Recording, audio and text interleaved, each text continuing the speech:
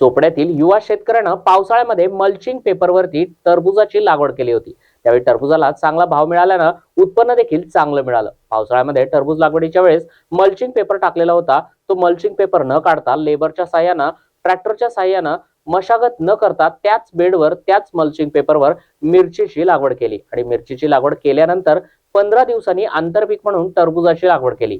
काही शेतकरी नवीन बेड आणि नवीन मल्चिंग पेपर न टाकल्यानं प्लॉट्स यशस्वी होणार नाही असं सांगतात. परंतु या शेतकऱ्यानं मनाने मेहनत घेऊन आज अगदी उत्कृष्ट असा प्रयोग केला. तसेच जुन्या मल्चिंग पेपरवर मिरचीची लागवड करून टरबूज आंतरपीक लागवडीचा प्रयोग त्यानं यशस्वी देखील करून दाखवला. यामुळं मल्चिंग पेपरचा, मजुरांचा खर्च तसेच ट्रॅक्टरचा खर्च हा सर्व खर्च वाचलेला आहे. आता मिरची तोडणी सुरू आहे आणि मिरचीला देखील चांगला भाव मिळत आहे. मिरचीमध्ये आंतरपीक टरबूजाची लागवड केली असल्यानं दोन्ही पिकांना मिळणारा भाव, यामुळे शेतकऱ्याला तोटा होऊ शकत नाही. योग्य नियोजन करून शेती केली तर चांगलं उत्पन्न आपण घेऊ शकतो.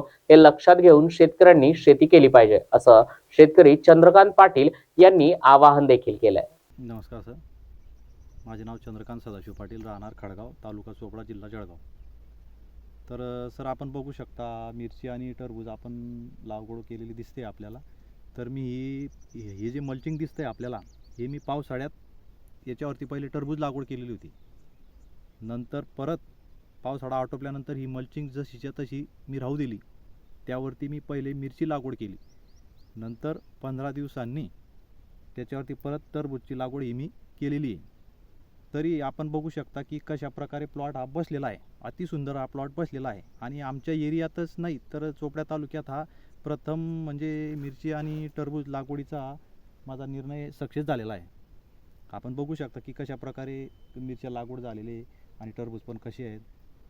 तर सर, मी असं सांगू इच्छितो की जो पावसाळ्याचा जो माझा म्हणजे नवीन जो खर्च होता माझा आता परत की मल्चिंग नवीन लागेल मला, की लेबर नवीन लागेल, ट्रॅक्टरची मशागत, हे माझं आधी काही वाचलेलं आहे.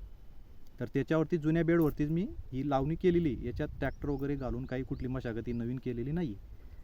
तर मिरची लागवड झाल्यानंतर 15 दिवसांनी टरबूज वगैरे लागवड झाली. तर काही काही जणांनी तुम्हाला सांगितलं असेल की हा प्लॉट सक्सेस होणार नाही असं. हो, मला बोलले काही लोक की शेतकरी सगळे जे आजूबाजूचे परिसरचे की बुवा हे जुनं बेड आहे त्याच्यावरती सक्सेस होणार नाही, तू याला नवीन ट्रॅक्टरने मशागत कर, नवीन मल्चिंग टाक, तेव्हा चांगलं उत्पन्न येईल. परंतु मी कोणाचे न ऐकता हे प्रयोग हा सक्सेस केलेला आहे मी. म्हणजे जो आपला जो नवीन लागणारा जो खर्च आहे तो वाचला. हो, वाचलेला आहे. आणि आंतरपीक घेण्याचं कसं म्हणजे विचार कसा केला याचा? मिरचीमध्ये आंतरपीक घेताय आपण टरबूज, याचा काय फायदा होऊ शकतो? फायदा एकच की कुठल्या तरी एका पिकामध्ये आपल्याला फायदा नक्कीच होऊ शकतो. किंवा टरबूज आता समजून घ्या यावर्षी लागवड जास्त झालेली आहे टरबूजची, तर एखाद्या वेळेस बाय चान्स भाव न मिळाल्यामुळे आपल्याला प्लस म्हणून ही मिरची आपल्याला कुठेतरी तारून घेईल. म्हणजे मिरचीला भाव मिळेल, नाही तर मग टरबूजला भाव मिळेल. एका पिकामध्ये तरी आपल्याला उत्पन्न हे हमीचं मिळेल. म्हणजे जे आपण शेतकरी पारंपरिक शेती करतो ती शेती न करता कुठलं असं वेगवेगळे प्रयोग केले पाहिजे. हो, तर असेच वेगवेगळे प्रयोग आता या आपल्या शेतकऱ्यांनी करायला पाहिजे. म्हणजे आता खतांचे वगैरे सगळे भाव वाढलेले आणि शेतकऱ्यांच्या मालाला भाव नसतो. मग शेतकरी कुठंतरी एक नाराज होतो, चिंतेत, कर्जबाजारी होतो. तर असे काहीतरी प्रयोग केले पाहिजे. तर हे आपले तुमच्यासारखे जे युवा शेतकरी आहेत त्यांना काय आपण आवाहन करू इच्छिता? मी युवा शेतकऱ्यांना सगळ्यांना एकच सांगू इच्छितो की त्यांनी असे नवनवीन प्रयोग हे करायलाच पाहिजे.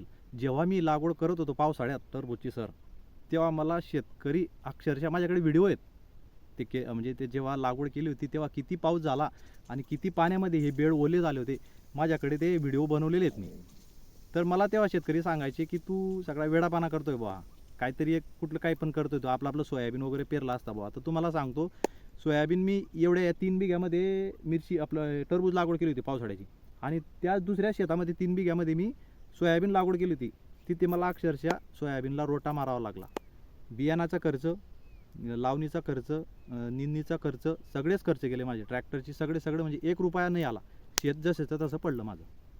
तर हे मी सक्सेस झालो. तर तेच लोक मला आज म्हणतात की तू खरंच काहीतरी वेगळं केलं बुवा. आणि टरबूजमध्ये चांगलं आपलं हो उत्पन्न भरपूर उत्पन्न मिळालं. मी सांगतो सर तुम्हाला, मला या 3 बिघ्यामध्ये 35 टन आलेलं आहे सर. आणि भावही चांगला मिळाला. भाव मला 25,000 रुपये टन याप्रमाणे मिळालेला आहे. बरोबर तर काहीतरी 7.5 पावणे 8 लाखापर्यंत मला झालेलं आहे झालेला आहे. म्हणजे असं 3च महिन्यामध्ये. वेगवेगळे जर प्रयोग केले तर शेतकरी जो आहे तो कुठंतरी नफ्यात हो, राहू हो, शकतो. नफ्यात राहू शकतो. नाहीतर पारंपरिक पिकं जर आपण तेच पकडून बसलो हं. तर शेती ही खूप कठीण आहे. मग खूप कठीण आहे. म्हणजे सोपी तितकीच आहे, फक्त चालवलं डोकं तर आहे भरपूर शेती. बरोबर, बरोबर. म्हणजे सांगायचं तात्पर्य एकच की बाबा नवनवीन प्रयोग आहे शेतकऱ्यांनी आता हे नवीन युवा पिढीने करायला पाहिजे. करायला हवं. हो